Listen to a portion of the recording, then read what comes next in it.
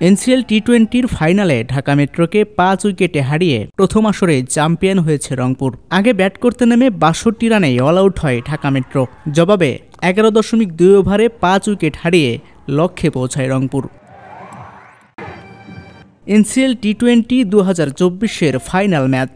ঢাকা মেট্রোর দেয়া মাত্র 62 রানের ছোট লক্ষ্য তাড়া করতে নেমে শুরুতেই বিপর্যয়ে পড়ে রংপুর।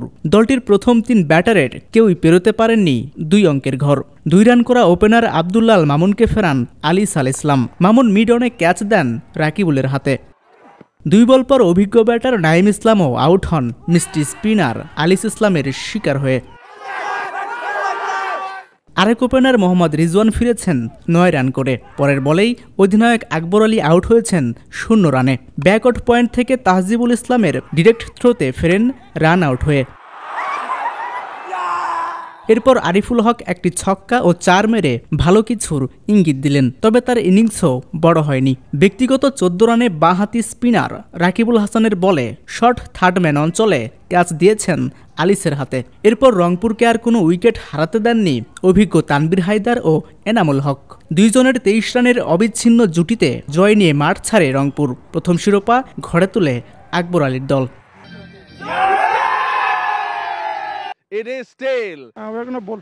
এর আগে সিলেট আন্তর্জাতিক ক্রিকেট স্টেডিয়ামে টস জিতে প্রথমে ফিল্ডিংয়ের সিদ্ধান্ত নেন রংপুরের অধিনায়ক আকবর আলী।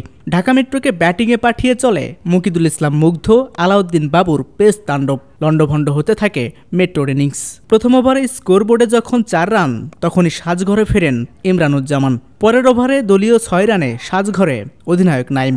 আসর জুড়ে ছন্দে থাকলেও আলো ছড়াতে পারেননি ফাইনালে। এরপর একে একে ফিরেন আনিসুল, বিপ্লবরা।